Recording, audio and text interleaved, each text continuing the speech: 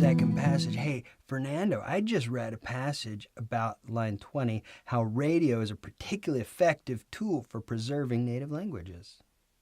What's the main idea? Radio is a particularly effective tool for preserving native languages. There's your answer choice B in question 8. For question 9, why are some types of native language radio programming less likely to be successful?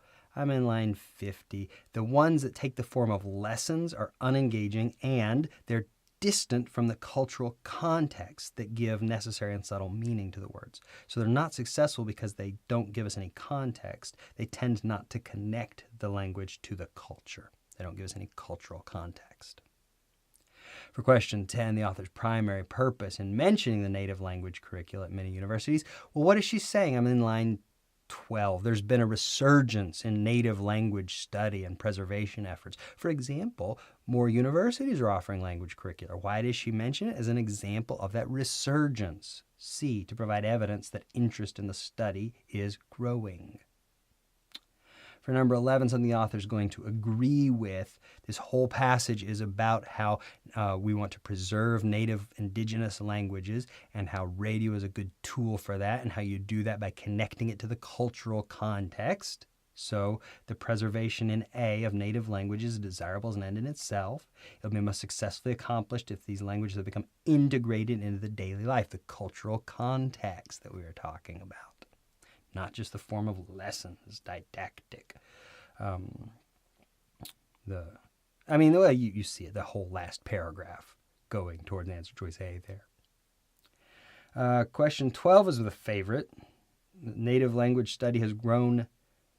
In line 11, we had mandated teaching English to all Native Americans that discouraged the transmission of native languages, yet despite the effects of this effort, A, it has grown in spite of effects of this governmental mandate. Like it's there in the passage, in words, in plain words, in the same words as answer choice A.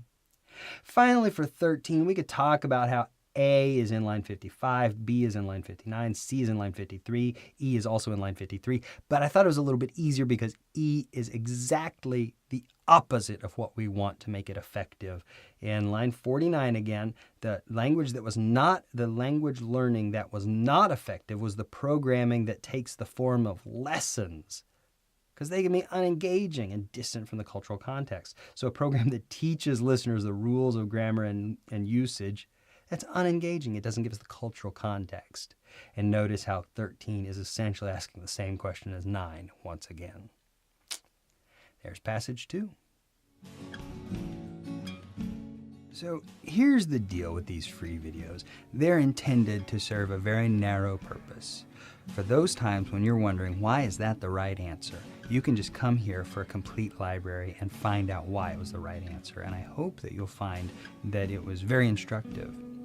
Of course, the other part of the deal is that since LSAC publishes all of their tests along with test keys, that means that there's no barrier to entry for test prep. And you can hear the air quotes, I hope. Anybody can, and lots of people have, set up shop and call themselves test prep companies. And they've got the questions, they've got the answer keys, and they just try to explain to you why the right answer is right. And then they charge you money for it? That is wrong. I want to put a stop to it. I want to sweep the legs right out from under them. It is bad for you. It's bad for me too. So if you want to know what the right answer is and why the right answer is right, I want you to be able to come here and find it out for free without paying anybody for it. That's very different from what I do in the paid course.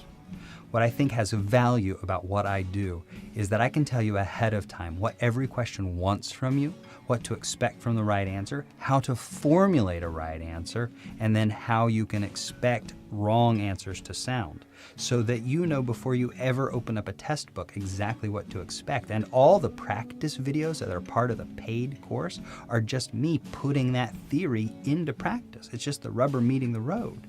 In other words, I'm going to show you, based on what we've done before, how we're going to react when it comes up next time. And that bit, knowing what to do the next time you see something, that I think is worth paying for. And if you agree, I'd love to have you in the course. And if not, that's fine too. Don't pay anybody to explain why right answers are right. Just watch these for free. Enjoy.